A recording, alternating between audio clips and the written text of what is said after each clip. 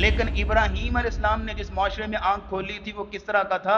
ہر قسم کا شرک اس معاشرے میں پایا جاتا تھا. مذہبی شرک پایا جاتا تھا کہ ستارے کی پوجا ہو رہی ہے، چاند کی پوجا ہو رہی ہے، اور یہ ہے کہ جگہ جگہ پہ صنم قدے بنے ہوئے، بت بنے ہوئے. سیاسی شرک پایا جاتا تھا کہ بادشاہ وقت خود کہتا تھا کہ میں رب ہوں.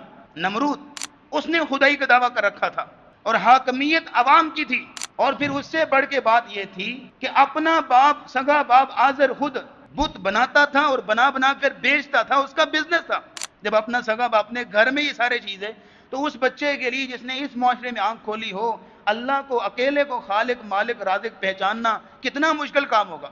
کہاں سے پتہ چلے گا اس کو کہ میرا رب کون ہے؟ کہاں سے پتہ چلے گا کہ توحید کیا ہوتی ہے؟ لیکن وہاں پہ بھی جو عقل سلیم اللہ نے عطا کر رکھی تھی ابراہیم علیہ السلام کو، اس عقل سلیم پر انہوں نے جانچا، جو سورۃ الانعام میں پورا قصہ اللہ نے بیان کیا ہوا ہے. اب پورے سٹیپ چیک کیجئے کہ کیسے وہ پہنچے اس توحید کی طرف جہاں ان کو پہنچنا چاہیے تھا.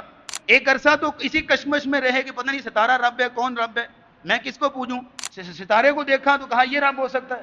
جب وہ غروب ہو گیا تو کہا لا احب الافلین. عقل اللہ نے دی تھی، شعور دیا تھا، نبی کے اندر ایک عقل سلیم، فطرت سلیمہ ہوتی ہے. تو انہوں نے کہا کہ جو ڈوب جائے، جو فنا ہو جائے، وہ رب تو نہیں ہوتا نا. رب تو وہ جو حی قیوم ہو، حی لا یموت ہو. رب وہ ہوتا ہے کہ جو قائم رہے، ڈوبے نہ. جو فنا ہو جائے وہ رب نہیں ہوتا. پھر جب ستارے کو کے بعد چاند کو دیکھا، اس کو کہا یہ میرا رب ہے. جب وہ غروب ہو گیا تو کہا یہ بھی نہیں ہو سکتا. جب سورج کو دیکھا تو کہا ہاذا ربی ہاذا اکبر، یہ میرا رب ہو سکتا ہے کیونکہ یہ سائز میں بھی بڑا ہے، اس کی روشنی بھی زیادہ ہے، یہ رب ہو سکتا ہے. جب وہ بھی غروب ہو گیا تو پھر کہا میں کیوں یہ سورج کو، چاند کو، ستارے کو، ان میں رب تلاش کر رہا ہوں؟ میں ان کو چھوڑ کے کیوں نہ اس کی طرف جاؤں جس نے ان سب کو بنایا ہے. اور فوراً جو ہے وہ چینل وہاں پہ پہنچا جہاں پہنچنا چاہیے تھا.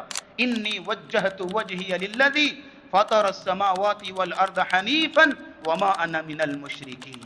میں اپنا رخ اس رب کی طرف کرتا ہوں جس نے زمین و آسمان کو پیدا کیا، یکسو ہو کر صرف اسی کی طرف، باقیوں کو چھوڑ رہا ہوں، اور میں مشرکوں میں سے نہیں ہوں. یہ پہلا امتحان تھا جس میں ابراہیم علیہ السلام پاس ہو گئے کہ اپنے حقیقی رب کو پہچان لیا.